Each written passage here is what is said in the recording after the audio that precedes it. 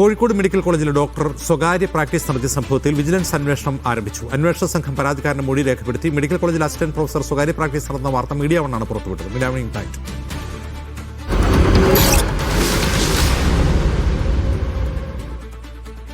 Kozhikode medical കോളേജിലെ assistant professor doctor Vaishakh സ്വകാര്യ ആശുപത്രിയിൽ ജോലി ചെയ്യുന്ന വാർത്ത മീഡിയ വണ്ണാണ് റിപ്പോർട്ട് ചെയ്തത്.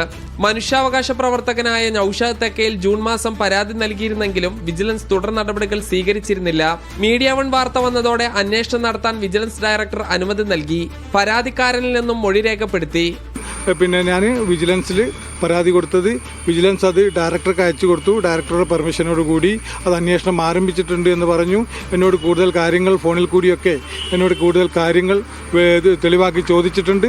എല്ലാം ഞാൻ കൊടുത്തിട്ടുണ്ട്. എൻ്റെ കയ്യിലുള്ള എല്ലാ കാര്യങ്ങളും ഞാൻ വിജിലൻസിന് സമർപ്പിച്ചിട്ടുണ്ട്. മെഡിക്കൽ കോളേജിലെ പല വകുപ്പിലെ ഡോക്ടർമാരും സ്വകാര്യ പ്രാക്ടീസ് നടത്തുന്നതായും പരാതിയുണ്ട്. Media one Kozhikode.